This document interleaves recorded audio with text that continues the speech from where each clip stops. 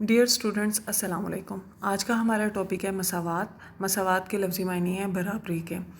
تمام انسان بحیثیت انسان برابر ہیں۔ کسی کو بھی رنگ، نسل، علاقے یا زبان کی وجہ سے برتری حاصل نہیں ہے، بلکہ برتری کا معیار جو ہے وہ صرف و صرف تقویٰ ہے۔ قرآن پاک میں اللہ تعالیٰ فرماتے ہیں، اے لوگو، ہم نے تمہیں ایک مرد اور ایک عورت سے پیدا کیا اور تمہارے خاندان اور قبیلے بنا دیے تاکہ تم آپس میں ایک دوسرے کو پہچان سکو۔ بلا شبہ اللہ کے نزدیک تم میں سے زیادہ عزت والا وہ ہے جو تم میں سے زیادہ پرہیزگار ہے۔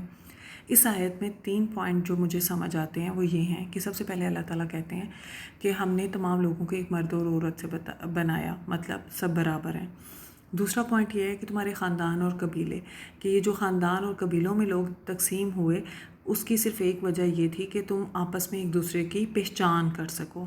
اور تیسرا پوائنٹ یہ ہے کہ عزت والا کون ہے، تو فرمایا کہ تو اللہ کے نزدیک، جو اللہ کے نزدیک عزت والا کون ہے، اللہ کے نزدیک عزت والا وہ ہے جو سب سے زیادہ متقی اور پرہیزگار ہو۔ اب ہم اگر دیکھیں تو مساوات کی اقسام کون کون سی ہیں۔ سب سے پہلے ہے معاشرتی مساوات۔ حضرت محمد صلی اللہ علیہ وسلم سے قبل معاشرے میں مردوں کو برتری حاصل تھی۔ غلاموں کے ساتھ، لونڈیوں کے ساتھ اور عورتوں کے ساتھ بہت برا سلوک کیا جاتا تھا۔ آپ صلی اللہ علیہ وسلم نے فرمایا کہ عورتوں کو آپ صلی اللہ علیہ وسلم نے معزز ٹھہرایا، چاہے وہ ماں کے روپ میں ہو، بہن کے روپ میں ہو، بیوی کے یا بیٹی کے۔ آپ دیکھیں کتنا بڑا ہمارے دین اسلام نے عورت کو اعزاز دیا کہ ماں کے قدموں تلے جنت رکھ دی۔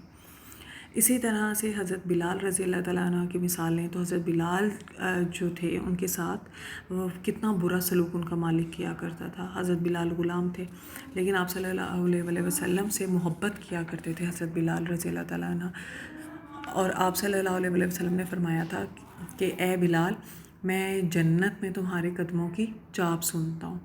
پھر اسی طرح سے آپ صلی اللہ علیہ وسلم کی زندگی اگر ہم دیکھیں تو اس میں ہمیں قانونی مساوات ملتی ہے کہ قانون جو تھا وہ سب کے لیے برابر تھا، چاہے وہ امیر ہو چاہے وہ غریب ہو۔ آج کل کے زمانے میں بھی دور جاہلیت لوٹ آیا ہے، واپس آ گیا۔ مجھے آج کل کا زمانہ لگتا ہے کہ آج کل بھی ہم دور جاہلیت میں جی رہے ہیں، جو آپ صلی اللہ علیہ وسلم سے پہلے کا دور تھا۔ آج بھی امیروں کو گناہ کی سزا جزا تو اللہ دے گا، جرم کرنے پر چھوڑ دیا جاتا ہے اور غریب کو سزا دی جاتی ہے۔ اسی طرح آپ صلی اللہ علیہ وسلم سے بھی پہلے اسی طرح سے تھا۔ آپ صلی اللہ علیہ وسلم کے پاس ایک عورت لائی گئی جس نے چوری کی تھی اور وہ ایک معزز قبیلے سے تھی، تو آپ صلی اللہ علیہ وسلم نے اس پر جرم ثابت ہونے کے بعد اس کا ہاتھ کاٹنے کا حکم دیا تھا، کیونکہ ہمارے مذہب میں، دین اسلام میں چوری کی سزا ہاتھ کاٹنا ہے۔ تو سزا کو ختم کروانے کے لیے اس خاندان کے معزز خاندان نے آپ کے پیارے صحابی حضرت اسامہ بن زید کو سفارش کے لیے بھیجا، تو آپ صلی اللہ علیہ وسلم سخت ناراض ہوئے اور آپ نے فرمایا کہ تم سے پہلی قومیں اسی لیے تباہ و برباد ہوئی، جب کوئی بڑا آدمی جرم کرتا تھا تو اسے معاف کر دیتے تھے، اور کوئی آدمی عام غریب جرم کرتا تھا تو قانون کے مطابق سزا دی جاتی تھی۔ خدا کی قسم، اگر فاطمہ بنت محمد صلی اللہ علیہ وسلم بھی چوری کرتی تو میں اس کا ہاتھ کاٹ دیتا۔ کتنی بڑی بات ہے کہ اس میں آپ نے اپنی بیٹی، بہت پیاری بیٹی، وہ بیٹی جو آتی تھی تو آپ ان کے استقبال کے لیے کھڑے ہو جاتے تھے۔ ان کی مثال دی کہ اگر وہ بھی چوری کرتی تو میں ان کا ہاتھ کاٹنے کا حکم دیتا۔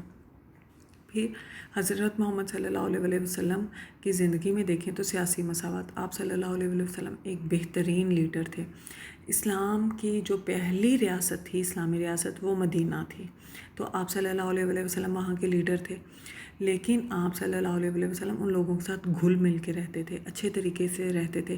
کبھی آپ ان کو یہ احساس نہیں ہونے دیتے تھے کہ آپ ان میں سے نہیں ہیں۔ ان کے مشورے کو اہمیت کرتے تھے، اور جو مشورہ آپ کو لگتا تھا کہ یہ اچھا ہے تو آپ اسے قبول بھی کرتے تھے اور اس کے احکامات بھی جاری کرتے تھے۔ پھر اسی طرح ہم اپنے دین اسلام میں دیکھیں تو عبادت میں مساوات ہیں۔ ہم نے 2 چیپٹر میں پڑھا ارکان اسلام، تو اس میں نماز، روزہ، زکوٰۃ اور حج، ان سب میں برابری ہے۔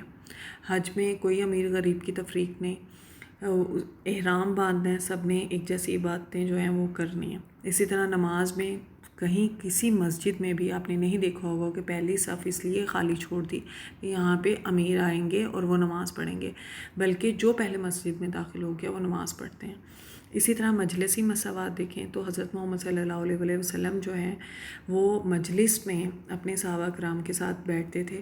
آپ نے اپنے بیٹھنے کے لیے الگ سے کوئی بھی جگہ نہیں بنوائی ہوئی تھی، بلکہ کہتے ہیں کہ اگر کوئی انسان جس نے آپ صلی اللہ علیہ وسلم کو نہیں دیکھا ہوتا تھا، چہرے بائی فیس نہیں جانتا تھا وہ آپ کو، تو جب وہ آتا تھا تو اسے پہچاننا مشکل ہو جاتا تھا کہ اس میں محمد صلی اللہ علیہ وسلم کون ہے.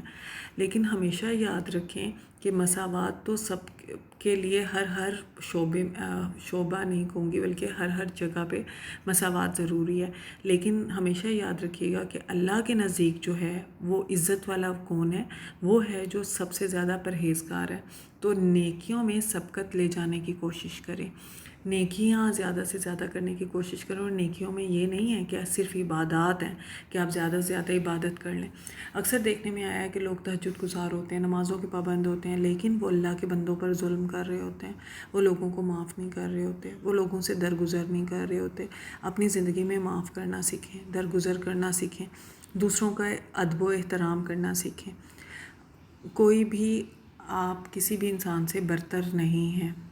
برتر صرف وہی لوگ ہیں اللہ کے نزدیک جو زیادہ پرہیزگار ہیں. اللہ تعالیٰ ہمیں پرہیزگار اور متقی لوگوں میں شامل کرے اور ہمیں ایسا بنا دے کہ ہم اسے پسند آ جائیں. آمین.